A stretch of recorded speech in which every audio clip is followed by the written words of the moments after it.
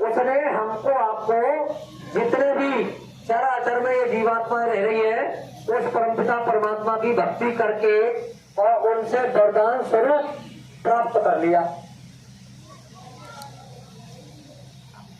फिर अपने हिसाब से नीचे का सिस्टम बना करके और ये धर्म में उतार दिया गया। बस धीरे धीरे धीरे धीरे सतयुग के समय में तो याद थी उस परमपिता परमात्मा की, और सतयुग में ही नैमित्तिक शक्ति के 4 अवतार हुए। जब धर्म की व्यवस्था किसी भी युग में खराब होती है तो धर्म की व्यवस्था को ठीक करने के लिए, भक्तों की रक्षा करने के लिए, अधर्मियों को दंड देने के लिए हर युग में नैमित्तिक शक्ति का अवतार होता है, जो शक्तियां इधर धर्म की स्थापना को ठीक करती है। जब जब हो धर्म की हानि, पाड़े असुर अधम अभिमानी, तब तब धरे प्रभु मनुष्य शरीरा और हरे शोक भव सज्जन पीड़ा। यानी भक्तों की रक्षा करते हैं और दुष्टों का विनाश करते हैं, और ये काम धर्म की स्थापना करके और फिर जहां से आते हैं वहीं चले जाते हैं। सतयुग में ऐसी शक्तियों का पदार्पण हुआ 4 बार, कच्छ मत्स्य बराह नरसिंह के रूप में। उसके बाद फिर सतयुग का समय पूरा हुआ, त्रेता युग लगा। जब त्रेता युग लगा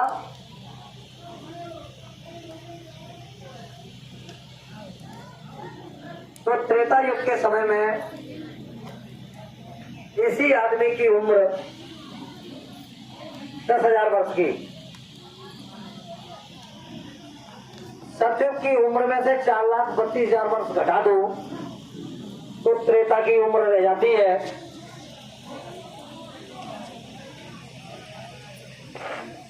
जय गुरुदेव। जय गुरुदेव। पीछे जो बातचीत चल रही है थोड़ा सा धीरे धीरे, अगर किसी काम में आप लगे हुए हैं उस सेवा को शांति से करें।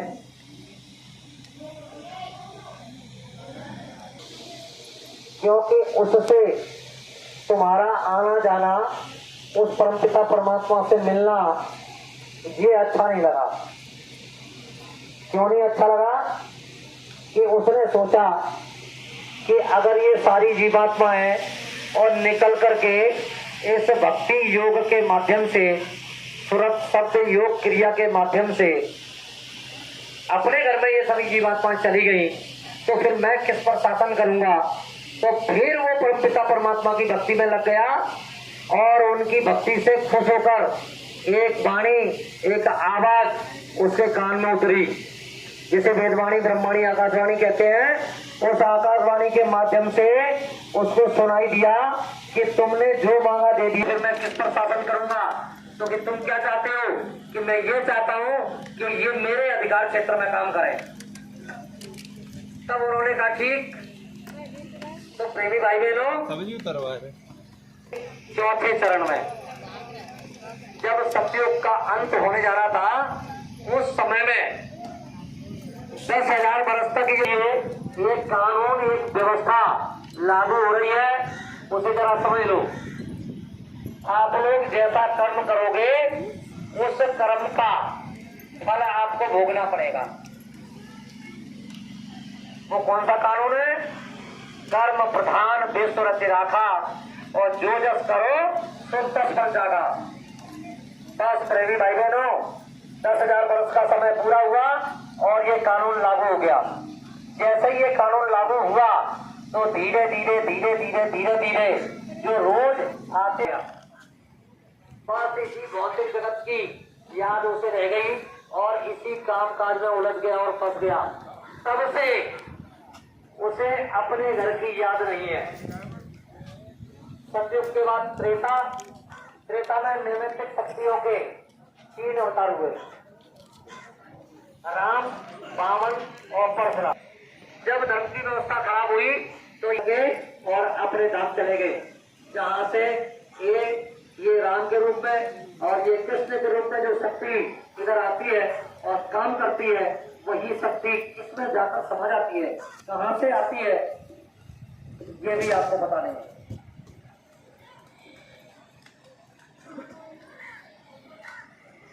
उसके बाद युग बदला, त्रेता के बाद द्वापर। तो द्वापर युग में किसी आदमी की उम्र 1000 वर्ष की रह गई। अब सैकड़ों वर्ष की आदमी उसमें तपस्या करता था। फिर धर्म की व्यवस्था खराब हुई। अधर्मियों को दंड देने, धर्म की स्थापना करने भगवान कृष्ण का अवतार हुआ और उन्होंने भी अपना काम किया। अपना काम करने के बाद में वो भी अपने देश चले गए।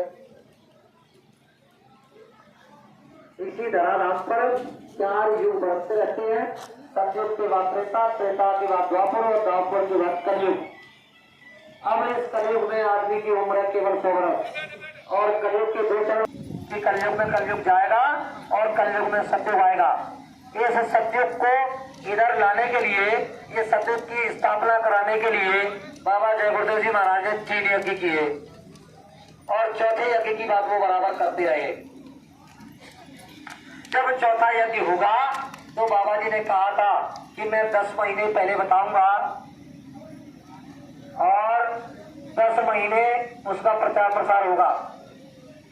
तब उस चौथे यज्ञ में 10 करोड़ की भीड़ इकट्ठी होगी और उस 10 करोड़ की भीड़ में ये बताऊंगा कि सतयुग कैसे आएगा। तो प्रिय भाई बहनों, उसका समय अभी शेष है। जय गुरुदेव नाम का झंडा घर घर में नहीं फहराया।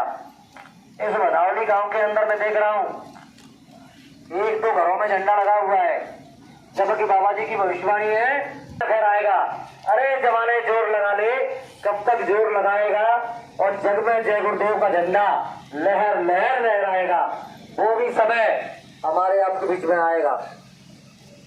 उससे पहले प्रकृति अपना काम करेगी और प्रकृति अपना काम करेगी तो फलस्वरूप क्या मिलेगा?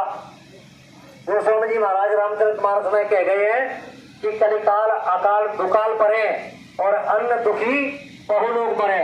जो रामचरितमानस को पढ़ते हैं उन्हें अच्छी तरीके से पता है कि गोस्वामी जी महाराज की भविष्यवाणी है और समय आने पर वो निष्फल नहीं जाएगी। इधर बाबा जय गुरुदेव जी महाराज भी कहते हैं कि ये होश का मंच है, इस मंच से मैं जो कुछ भी बोलूंगा वो इधर का उधर होने वाला नहीं है। पूरब में होने वाला सूरज पश्चिम में होने लगे, ये हो सकता है। कई महापुरुष ऐसे हैं जिन्होंने गवाही दी है, प्रमाण दिया है। एक तो रामचरितमानस में गोस्वामी जी महाराज, उन्होंने भी गवाही दी है। कोई जानकार होशियार समझदार व्यक्ति है जो रामचरितमानस को पढ़ता सुनता समझता है, उसे पता है सतनाम आधीनता परत्रिय मात समान और इतने पे हरि नाम ने तो गोस्वामी देत जवान। यानी उन्होंने जवानत दी है कि तुम ये काम करो तो ये परिणाम मिलेगा। इधर बाबा जय गुरुदेव जी महाराज ने भी कहा है कि बाहरी मथें गिरते हुए भरो सिगता तेवर तेल।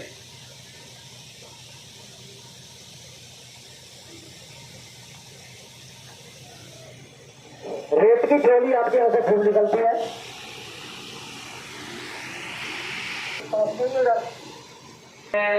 गुरुदेव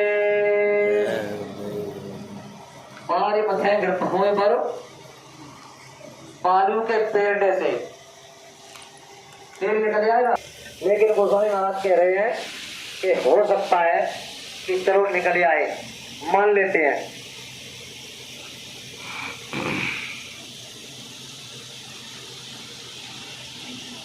पानी के मथने से घी निकलता नहीं है, ये हमारी माताओं बहनों को अच्छी तरीके से पता है। पानी में रई जलाने से घी निकल आएगा? नहीं निकलेगा। बाहरी मथे गिरते हुए पर सिकता तेवर तेल। न पानी के मथने से घी निकल सकता है, न बालू के रेत के पेड़े से तेल निकल सकता है। दूसरी कड़ी में कह रहे हैं इन हरि भजनों में बहुत रहे। इस संसार रूपी सागर से अगर पार होना है तो भगवान का भजन जरूर से जरूर करना होगा। यह सिद्धांत अपेल, ये अपेल सिद्धांत है, किसी के कांटे कट नहीं सकता। ऐसे ही बाबा जय गुरुदेव जी महाराज ने कहा है, सिद्ध करने के लिए कब कौन से समय कौन सी बात बाबा जय गुरुदेव जी महाराज ने कही है। बहुत पहले एक बात कही थी कि मैं ऐसी जगह चला जाऊंगा कि तुम्हारे चाहकर भी नहीं मिल सकूंगा। जय गुरुदेव इतिहास के पन्ने किताब है और उसमें लिखा हुआ है, परिवर्तन से पहले सब लोगों के धीरज के बांध टूट जाएंगे, टूट गए। छठनी का दौर चलेगा, छठनी भी देखने को मिली। अब बाबा जी ने स्पष्ट शब्दों में कहा है कि मेरे कदमों से कदम मिलाकर चलोगे तो ठीक, नहीं मेरे पास पीछे मुख मोड़कर देखने को समय नहीं है। फिर आप चिल्लाते रहना, आप जानो आपका काम जाना है। कदमों से कदम मिलाने का मतलब है कि मैंने जो कहा उन बातों को सुनो, समझो, अमल में लाओ और चल पड़ो। इतना ही समय है बस आपके लिए। तो प्रेमी भाई बहनों, कलयुग के 2 चरण, प्रथम चरण में नैमित्तिक शक्ति का बौद्ध अवतार जो हो चुका है, और द्वितीय चरण में कल्कि अवतार जो इन दोनों के बीच में 1000 वर्ष का सतयुग है। वो सतयुग बरत जाएगा, उसके बाद वो कलयुग आएगा। और उस कलयुग में बताया गया है कि इसी आदमी की उम्र कितनी रह जाएगी। जो आज कलयुग में प्रथम चरण में 100 वर्ष की उम्र है, इसी आदमी की उम्र केवल और केवल 20 वर्ष की रह जाएगी। जो 100 वर्ष में आज जो कुछ भी हो रहा है, बच्चा हुआ, जवानी आई, शादी विवाह हुए, बुढ़ापा हुआ, मर गया, 100 वर्ष में जो हो रहा है वही 20 वर्ष में हो जाएगा। और आदमी की ऊंचाई जैसे आज 3.5 हाथ की, और उसमें बताया गया है कि इसी आदमी की ऊंचाई, हाइट केवल 1.5 फुट की होगी। झुंझुनू का पेड़ छोटा सा होता है, उस पेड़ के नीचे बैठ करके छाया ले लेगा। और उस समय में अवतार कौन सा होगा? नैमित्तिक शक्ति का चौथा, जो कलयुग का दूसरा अवतार है, वो होगा कल्कि अवतार। कौन सा अवतार है? कल्कि अवतार। और कल्कि अवतार का काम कैसा है?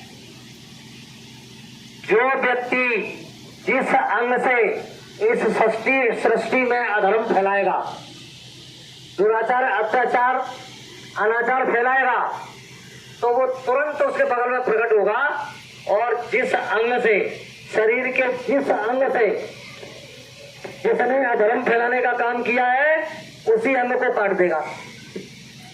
वो तुरंत सजा देता है। ऐसा वो अवतार है। तो प्रेमी भाई बहनों, कलयुग समयुगान नहीं, जो नर कर विश्वास, वो तो समय बहुत खराब है। अभी परिवर्तन होने वाला है। जो बाबा जय गुरुदेव जी महाराज ने जिस युग परिवर्तन की बात कही है, वो परिवर्तन होगा। इसलिए उससे पहले थोड़ा सा मेहनत कर ली जाए तो ये मानव जीवन सार्थक हो सकता है। इसमें इस पल के रहते हुए सफलता मिल सकती है। कोई कठिन काम नहीं है, सरल युक्ति है।